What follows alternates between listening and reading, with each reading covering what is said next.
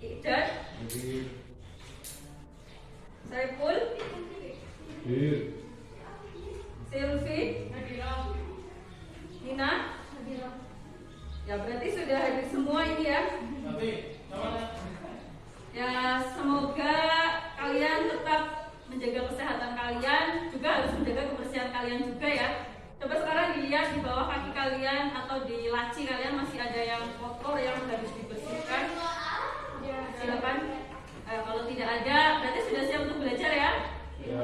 Ya, kalian harus tetap menjaga protokol kesehatan walaupun ya sekarang kondisinya sudah mulai turun gitu ya. Ya untuk selanjutnya kita langsung aja membahas materi yang akan kita bahas adalah ini sintesis protein. Kalau sebelumnya kita itu sudah belajar tentang DNA dan juga RNA, pada kesempatan kali ini kita itu akan belajar tentang sintesis protein. Nah, coba ada yang bisa menjelaskan apa sih hubungan antara materi yang dipelajari sebelumnya, yaitu DNA dan RNA, dengan sintesis protein? Mungkin ada yang tahu? Ya, gini. Hubungan dari materi kemarin sintesis protein yang pernah belajar itu juga menunjukkan DNA. Ya, jadi itu ya, untuk materi DNA dan RNA itu sangat berkaitan dengan sintesis protein. Karena sintesis protein itu melibatkan DNA dan juga RNA. Jadi begitu. Ya, untuk selanjutnya, nah ini kompetensi dasar yang akan kita pelajari pada pertemuan kali ini, yaitu menganalisis hubungan struktur dan fungsi gen, DNA, kromosom dalam penerapan prinsip pewarisan sifat pada makhluk hidup. Kemudian merumuskan urutan proses sintesis protein dalam kaitannya dengan penyampaian kode genetik, yaitu DNA, RNA, kemudian menjadi protein. Yang selanjutnya indikator pencapaian kompetensinya. Yang pertama membedakan jenis RNA dalam sintesis protein, mengidentifikasi proses transkripsi dan translasi dalam sintesis protein, kemudian mendeskripsikan proses sintesis protein dan pembentukan sifat pada makhluk hidup. Selanjutnya merumuskan urutan proses sintesis protein dalam kaitannya dengan penyampaian kode genetik. Jadi ini ya indikator pencapaian kompetensi yang akan kita pelajari. Kalian harus tetap semangat belajar ya. Ya walaupun kondisi pandemi, tapi ini kondisinya sudah turun cukup drastis, jadi tetap harus menjaga protokol kesehatan gitu ya. Ya selanjutnya kalian bisa buka bahan ajar yang sudah diberikan kemarin. Silakan dibuka bahan ajarnya. Kemudian ibu akan membagi kalian menjadi 2 kelompok. Jadi nanti setiap kelompok itu berarti ada 4 orang. Untuk kelompok 1 nanti terdiri dari ada Fadiah, Iqdad, kemudian Saiful dan Silvi. Nanti kelompok 1 di sini ya.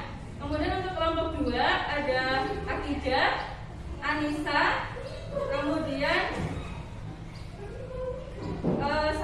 Abdur ya, sama satu lagi Nina ya. Nanti di sini. Gitu. Silakan sekarang berkumpul dengan kelompoknya masing-masing. Sini kelompok 1, yang sebelah sana kelompok 2.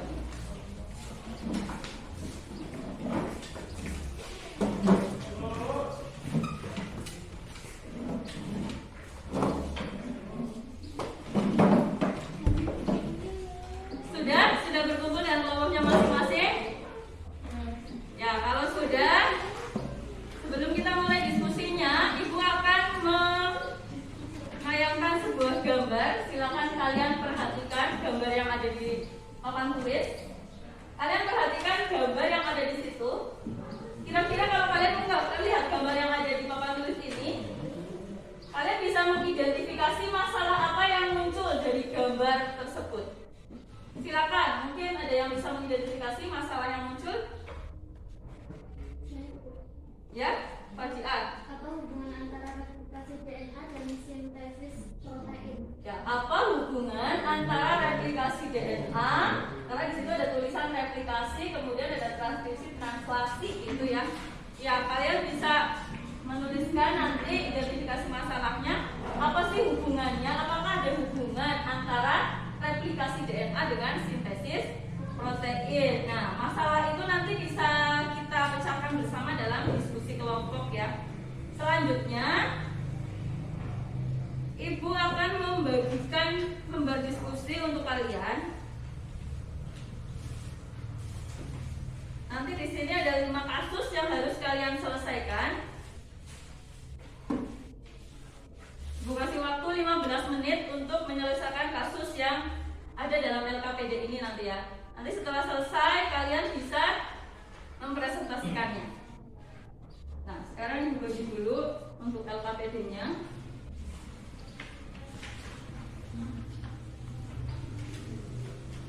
Silakan kalian bisa diskusikan selama 15 menit dari sekarang.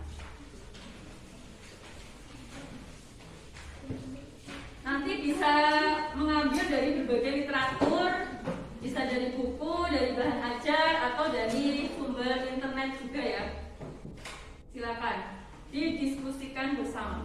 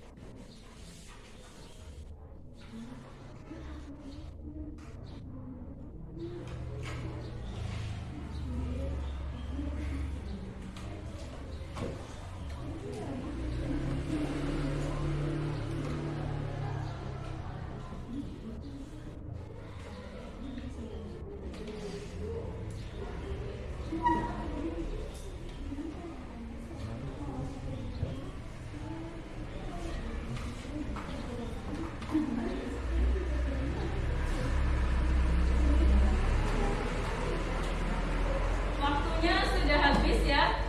Sudah 15 menit. Silakan sekarang perwakilan kelompok untuk mendiskusikan dari hasil diskusi, silakan mempresentasikan hasil diskusinya ke depan. Silakan dimulai dari kelompoknya siapa dulu? Ya, silakan. Ya.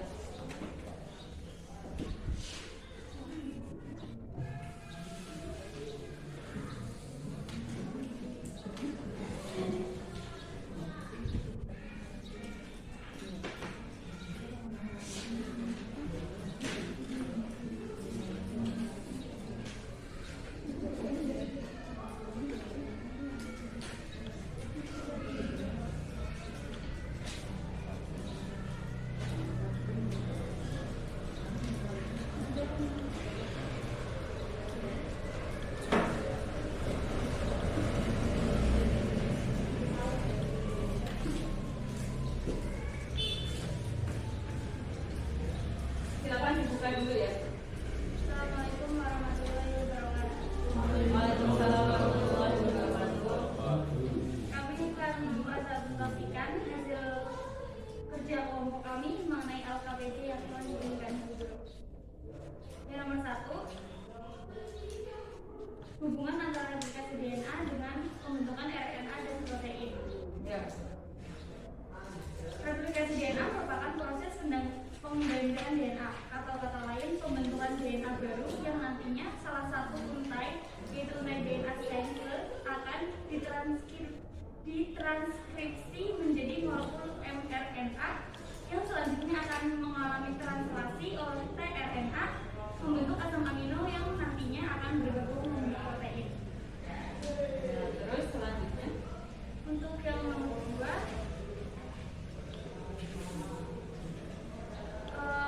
fungsi-fungsi RNA dan perannya. RNA itu dibagi menjadi 3. Ada RNA duta, RNA transfer, dan RNA ribosom.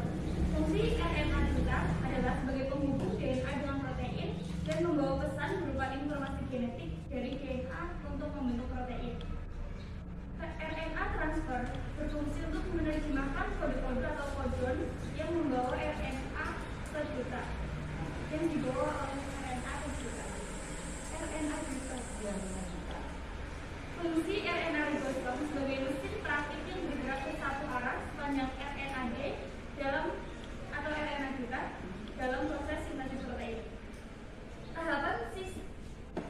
Tahapan sintesis protein terdiri dari 5 hal. 1. DNA mencetak RNA duta di dalam inti sel. RNA duta keluar dari inti sel menuju ke ribosom. RNA transfer membawa asam amino ke ribosom. RNA transfer mencetak kodon yang dibawa oleh RNA duta menjadi asam amino dan terbentuk polipeptida atau protein. Ya. Mungkin presentasi yang dapat disampaikan oleh kelompok 2 hanya nomor 1 dan 2. Ya, mungkin ada tanggapan dari kelompok 1, silakan. Ya, silakan Silvi. Berarti itu secara ringkasnya tahapan sintesis protein itu terbagi menjadi 2, yaitu transkripsi dan translasi. Iya betul. Ya, jadi sesuai tadi yang dijelaskan oleh Vicky ya, tahapan sintesis protein itu ada transkripsi. Transkripsi tadi berarti percetakan DNA menjadi mRNA. Translasi berarti penerjemahan mRNA oleh RNA transfer menjadi asam amino. Gitu. Ya begitu ya presentasi dari kelompok ini. Mungkin ada tambahan lagi dari kelompoknya Sufi? Sudah cukup? Ya kalau sudah cukup bisa ditutup, silakan. Terima kasih. Mohon maaf atas kesalahan. Wassalamualaikum warahmatullahi wabarakatuh. Waalaikumsalam. Beri aplaus ya untuk kelompoknya Sufi ya. Ya silakan selanjutnya kelompok 1 untuk menjelaskan yang selanjutnya. Nanti ditanggapi oleh kelompok 2 ya. Silakan maju ke depan.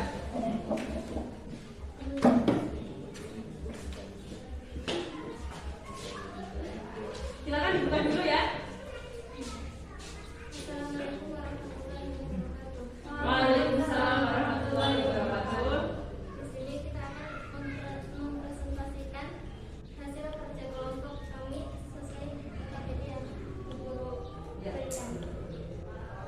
Silakan dimulai. Berarti nomor 3 ya.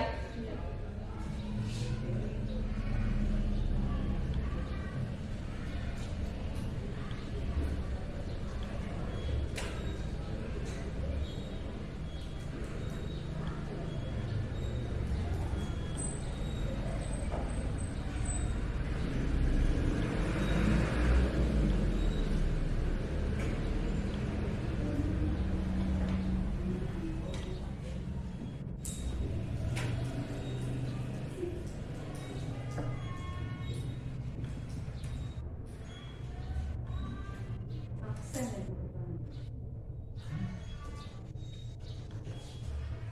Udah closing.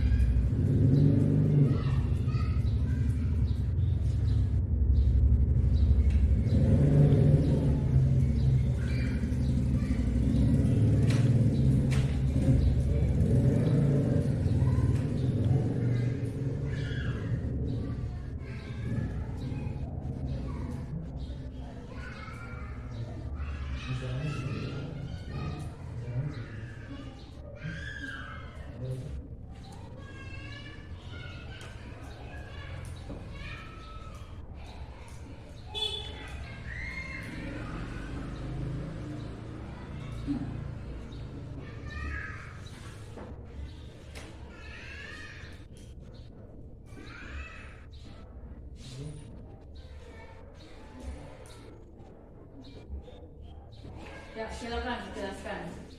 Di sini sebagaimana yang teman-teman lihat ada urutan-urutan triple bahasa nitrogen. Yang pertama, urutan triple bahasa nitrogen pada untai Triplet ya, triplet.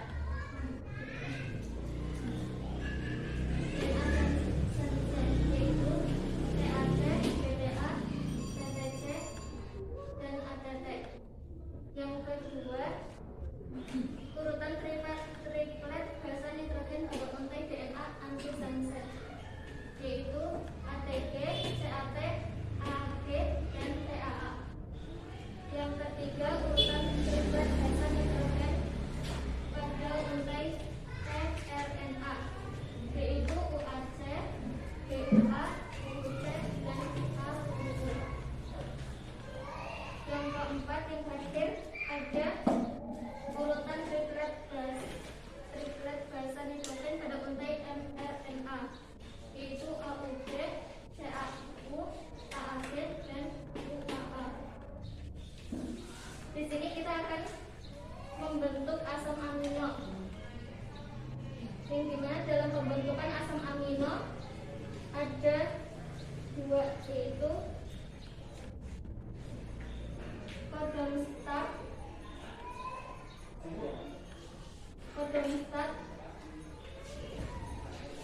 yaitu AUG, dan codon stop AUAG, UGA, dan UAA.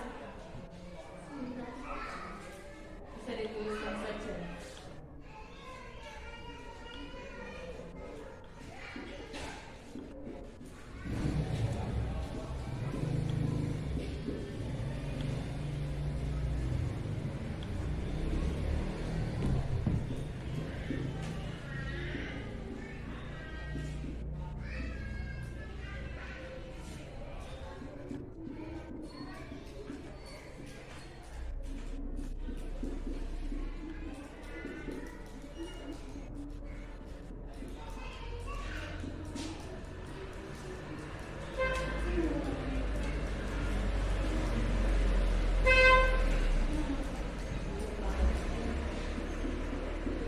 Nah, di sini kita cari apakah di antara ini ada di urutan-urutan triplet bahasa nitrogen di atas. Di sini ada AUG dan UAA. Nah, di sini terbentuk asam amino.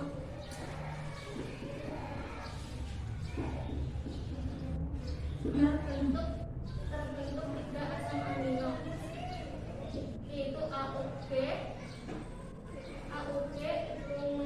methionine, dan CAU, lisik, AAG, histidine.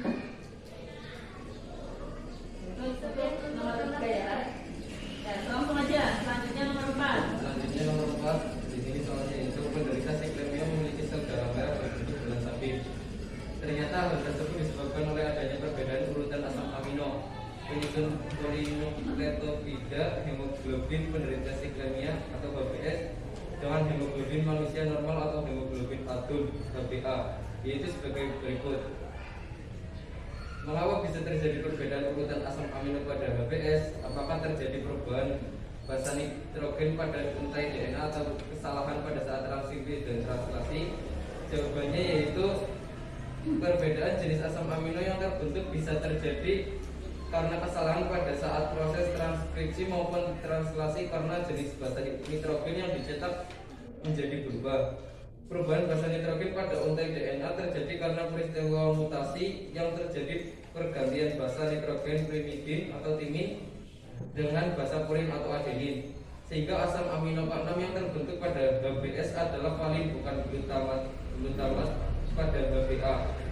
Perubahan asam amino K6 pada rantai protein globin beta dari asam glutamat menjadi valin ternyata membawa dampak yang sangat besar terhadap morfologi sel darah merah dan interaksi hemoglobin dalam sel darah merah tersebut.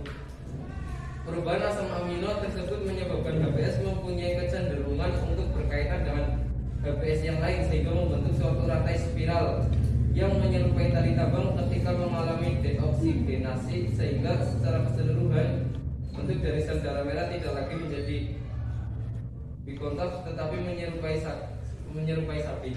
Ya, menyerupai bulan sabit ya. Ya. Namanya aja siklemia, sel anemia. Sudah, kalau sudah cukup, mungkin dari kelompoknya Dini ada yang mau menambahkan? Untuk yang nomor 4 berarti itu ya, dapat dikatakan kalau perubahan asam amino itu mempengaruhi bentuk sel darah merah ya, dari dibentuk menjadi kan dibentuk sekom Gimana? Menurutnya Fajiah? Iya, seperti itu. Iya, jadi seperti itu. Jadi memang perubahan asam amino itu bisa menyebabkan penampakan fisik itu juga berbeda, terutama untuk sel darah merah yang awalnya bikonkaf menjadi cekung menjadi ini apa? Bulan sabit gitu ya. Ya. Ada lagi mungkin? Sudah, kalau sudah silakan bisa ditutup.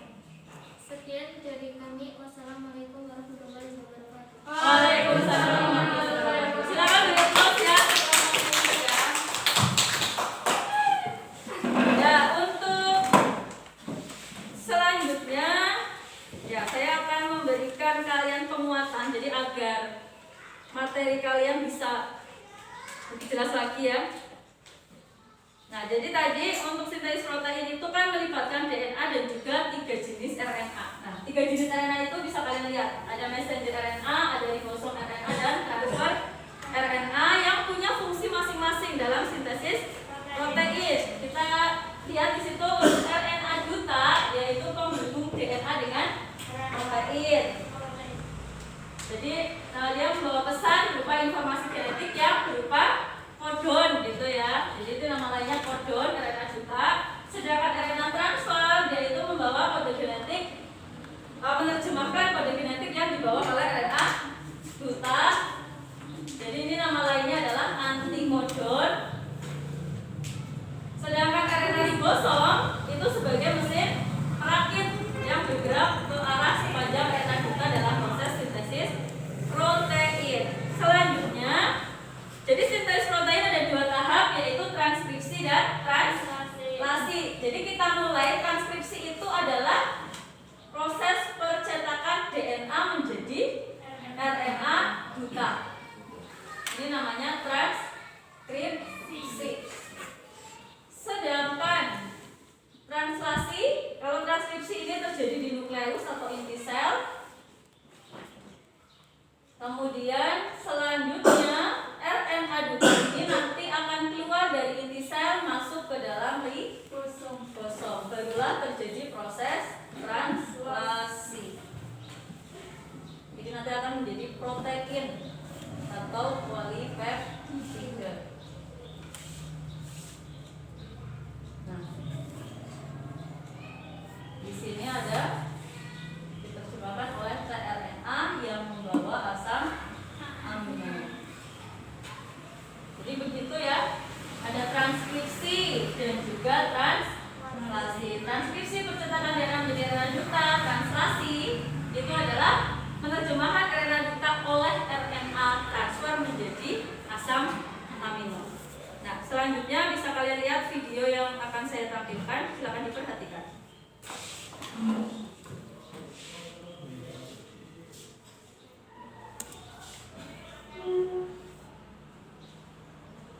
Agar tetap sehat, tubuh kita membutuhkan banyak zat, salah satunya protein. Sehingga protein harus dibuat di dalam tubuh kita. Proses pembuatan protein ini dikenal sebagai sintesis protein. Tapi pernah gak sih kita bertanya, mengapa tubuh kita harus membuat protein? Protein memainkan peranan penting dalam tubuh kita, di antaranya untuk transportasi zat, pembentukan enzim, berperan dalam kekebalan tubuh, dan masih banyak lagi. Untuk itulah kita sangat memerlukan protein. Lalu, bagaimana proses terjadinya sintesis protein? Secara umum, sintesis protein terdiri dari dua tahapan, transkripsi dan translasi. Transkripsi merupakan proses pembuatan salinan mRNA yang berasal dari DNA. Sedangkan translasi merupakan proses penerjemahan mRNA menjadi protein. Jadi singkatnya, sintesis protein adalah proses DNA menjadi mRNA, lalu mRNA menjadi protein. Proses yang pertama yaitu transkripsi. Transkripsi terjadi di dalam nukleus.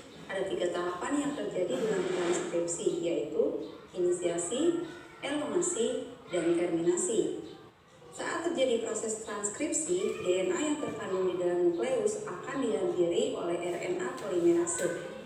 Inisiasi terjadi saat RNA polimerase melekat pada daerah promotor gen. Pada saat itu, RNA polimerase akan mulai membentuk mRNA melalui cetakan DNA template. Poin yang harus diingat pada transkripsi adalah adenin pada DNA akan berpasangan dengan urasil pada mRNA. Timin pada DNA akan berpasangan dengan adenin pada mRNA. Guanin pada DNA akan berpasangan dengan sitosin pada mRNA. Sitosin pada DNA akan berpasangan dengan guanin pada mRNA. Inilah hal yang perlu diingat. Kemudian, RNA polimerase akan mengarahkan pembacaan dari arah 5 ke arah 3. Proses ini dinamakan sebagai elongasi. Transkripsi akan berakhir saat RNA polimerase sampai pada daerah terminator. mRNA yang telah terbentuk mengandung urutan 3 basan nitrogen yang dikenal dengan kodon. Selanjutnya, mRNA atau yang dikenal sebagai kodon ini akan meninggalkan nukleus melalui pori-pori nukleus menuju sitoplasma untuk memulai translasi. Oke, segitu aja untuk video kali ini. Mengenai pembahasan translasi akan dibahas di video selanjutnya. Ya, jadi itu untuk transkripsi tadi ya, intinya itu. Jadi percetakan DNA menjadi RNA duta yang terjadi di nukleus. Ada 3 tahapan, inisiasi, elongasi, dan terminasi. Ya, kemudian selanjutnya tahapan translasi. Bisa kalian lihat, silakan. Setelah menyelesaikan tahap transkripsi, mRNA yang berada di nukleus akan berpindah ke sitoplasma yang merupakan tempat ditemukannya ribosom. Hal ini dilakukan untuk melanjutkan tahap translasi. mRNA ini berperan sebagai cetakan untuk pembuatan protein. Sebagaimana kita ketahui, mRNA mengandung urutan 3 jenis basa nitrogen yang disebut kodon. Sehingga poin yang harus diingat adalah translasi merupakan proses penerjemahan mRNA untuk dibuat menjadi protein. Hal yang harus diingat juga dalam translasi adalah pairing rules atau aturan memasangkan basa nitrogen. Pada translasi, A pada mRNA akan berikatan dengan U pada tRNA. U pada mRNA akan berikatan dengan A pada tRNA. G pada mRNA akan berikatan dengan C pada tRNA. Dan C pada mRNA akan berikatan dengan G pada tRNA. Sama hanya dengan transkripsi, translasi juga memiliki 3 tahapan, yaitu inisiasi, elongasi, dan terminasi. Tahap inisiasi dimulai saat ribosom subunit kecil terikat pada mRNA. Ribosom subunit kecil ini akan bergerak dari arah 5 ke arah 3. Ketika sudah menemukan kodon AUG, tRNA yang membawa asam amino metionin dan antikodon UAC akan melekat pada mRNA. Kemudian, setelah tRNA terikat pada mRNA, maka ribosom subunit besar akan datang dan terikat juga bersama ribosom subunit kecil untuk melengkapi proses inisiasi. Ribosom subunit besar memiliki 3 daerah. Daerah A atau aseptor site, daerah P atau peptidyl site, dan daerah E atau exit site. Saat terjadi proses elongasi, asam amino yang lain akan dibawa pada rantai mRNA dengan membawa antikodon. Untuk dapat mengetahui jenis asam amino apa yang mengkode kodon, maka dapat dilihat pada tabel triplet kodon. Misal, jika pada mRNA kodon AUG, maka asam amino yang terbentuk adalah metionin. Begitupun seterusnya. Selanjutnya, asam amino yang baru ini akan memasuki daerah A. Lalu, ikatan peptida akan terbentuk di antara kedua asam amino pada daerah P. Saat itu, ribosom akan berpindah ke triplet kodon lain yang ada di mRNA. Sehingga, tRNA yang sudah melepaskan asam aminonya akan berada di daerah E dan bersiap untuk keluar. Kemudian daerah A bersiap untuk ditempati tRNA yang baru. Siklus ini akan terus berulang sampai pada tahap terminasi. Terminasi terjadi ketika salah satu dari 3 stop kodon berada di daerah A. Kodon ini dikenali oleh protein yang dikenal sebagai release factor. Saat release factor memasuki daerah A, secara otomatis polipeptida akan rilis dari ribosom. Dan ribosom pun akan terpisah dan bersiap untuk melakukan translasi yang baru. Nah, polipeptida inilah yang dikenal sebagai protein. Ya, itu tadi tahapan translasi. Ya. Untuk tahapan translasi tadi berarti terusannya transkripsi ya. Silakan diperhatikan, coba perhatikan di depan. Untuk translasi berarti penerjemahan RNA duta oleh tRNA menjadi asam amino. Kemudian terbentuklah protein. Jadi begitu untuk tahapan sintesis protein. Nah, selanjutnya ini ya, kalau kita buat ringkasannya sesuai dengan bagan yang sudah saya tuliskan di sini. Jadi yang pertama tahapannya DNA mencetak RNA duta di dalam inti sel atau nukleus. Kemudian RNA duta keluar dari nukleus menuju ke ribosom. Kemudian RNA T membawa asam amino ke ribosom. Kemudian mencetak kodon yang dibawa oleh RNA duta, baru jadilah polipeptida atau protein. Itu tahapannya. Kemudian Berarti sitoplasma sama ribosom itu sama? enggak, sitoplasma ini cairan sel. Nah, ribosom itu terdapat di dalam sitoplasma tersebut. Ya, untuk selanjutnya tadi ada kata-kata kodon. Kodon itu kode genetik. Kode genetik itu kelompok basa nitrogen yang tersusun secara triplet, terutama di RNA messenger. Ini contohnya kodon AUG, CAU, AG, UAK.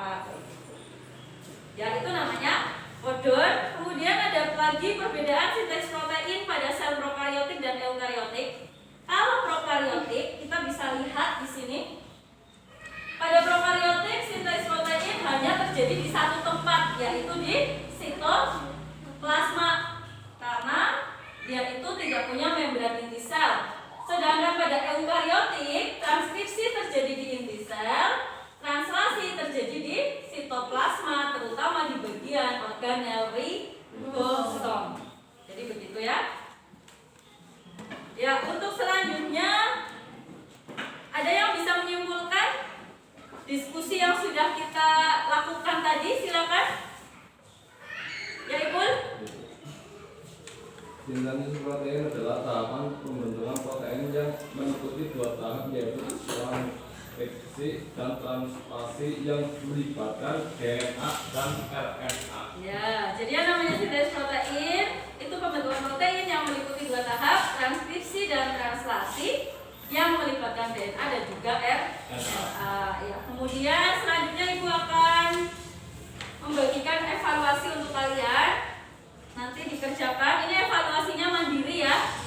Kemudian nanti jangan lupa ditulis identitasnya, kelasnya, dan juga dikerjakan dengan jujur dan baik. Bisa kalian tulis jawabannya di belakang. Gitu. Ibu beri waktu 10 menit untuk mengerjakan.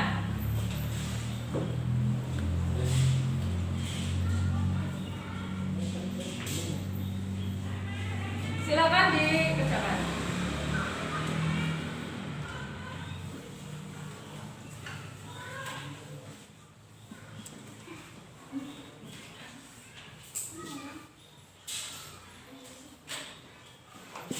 Silakan dikerjakan ya.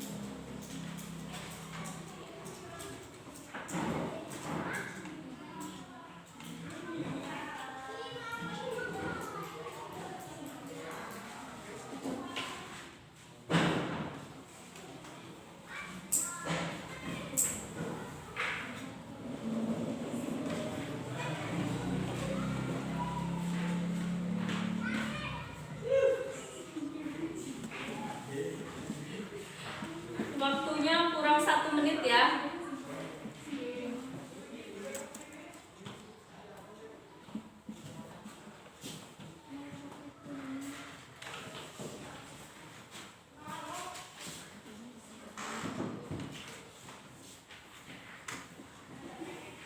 Sudah selesai?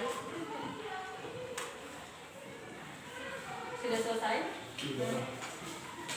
Ya, kalau sudah selesai silakan alat tulisnya diletakkan dulu. Itu lembar soalnya juga diletakkan dulu.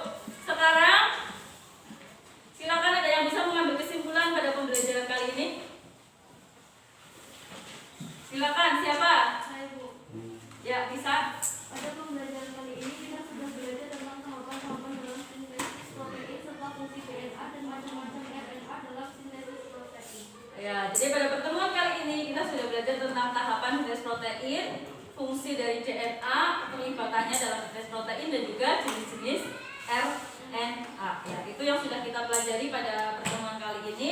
Kemudian selanjutnya ada yang bisa memberikan refleksi atau kesan dari pembelajaran yang sudah kita lakukan. Silakan. Ijaz ya. Pembelajaran kali ini membuat saya tahu bagaimana proses pembentukan protein dan komponen-komponen yang terlibat. Ya, jadi menurut Ijaz kita jadi tahu bagaimana proses pembentukan protein, komponen apa saja yang terlibat. Jadi pengetahuan kita jadi bertambah ya dengan belajar ini. Kemudian selanjutnya untuk LKPD yang tadi sudah kalian kerjakan itu nanti bisa dikumpulkan beserta dengan soal evaluasinya. Kemudian pertemuan selanjutnya pembelahan sel. Sebelum evaluasinya dikumpulkan, coba tadi yang soal yang sulit nomor berapa? Yang nomor 5. Nomor 5 ya. Ya, coba kita bahas soal yang nomor 5 tadi. Nah, di situ ada langkah-langkah sintesis protein. Kalian disuruh untuk menentukan langkah-langkah yang paling tepat ya. Kita bisa buat yang ini. Kita bisa pakai bagan yang ini ya. Kita bisa pakai bagan yang ini. Kemudian kita lihat untuk tahapan yang ada di situ kita urutkan. Coba, berarti yang nomor pertama yang mana? Berarti yang ini kan? DNA dicetak menjadi RNA duta. Berarti nomor berapa dulu? Berarti nomor berapa dulu? Nomor berapa? 2 ya. Kemudian selanjutnya RNA duta keluar dari intisan menuju ribosom. Berarti nomor? Coba dilihat di soalnya. Nomor 5. Kemudian selanjutnya berarti tahapan selanjutnya ini RNA duta atau tRNA membawa asam amino yang sesuai dengan yang dibawa oleh RNA duta. Berarti nomor 1. Kemudian yang selanjutnya asam amino terbentuk dan terbentuklah protein. Itu tahapan terakhirnya. Berarti jawabannya apa? D. Ya, jawabannya yang D. Nah, itu pembahasannya. Bisa silakan dikumpulkan ya ketua kelompoknya untuk mengumpulkan sambil menunggu adzan ya.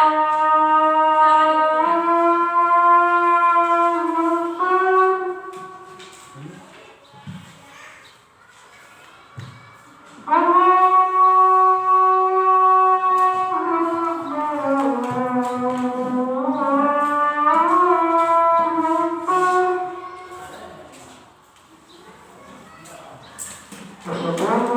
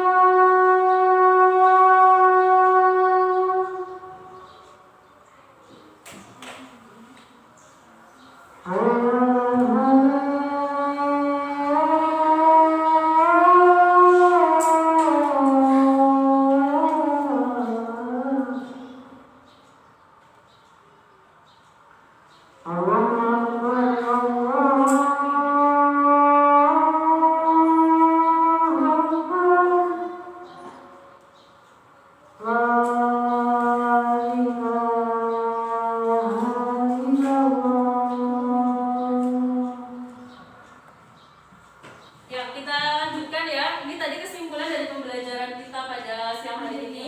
Jadi jenis RNA yang terlibat ada tRNA, mRNA, dan tRNA. Kemudian sintesis protein tadi meliputi 2 tahap, transkripsi dan translasi. Kemudian juga tadi ada tambahan ya, perbedaan sintesis protein pada sel prokaryotik dan juga eukaryotik. Selanjutnya ada yang bisa memberikan tanggapannya tentang manfaat pembelajaran pada siang hari ini. Silakan.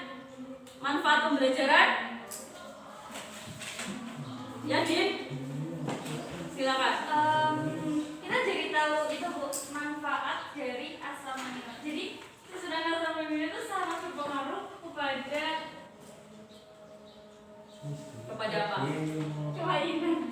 ya. Jadi apa ya, susunan asam amino itu kalau berubah itu sangat mempengaruhi penampakan atau penampilan fisik pada suatu makhluk hidup.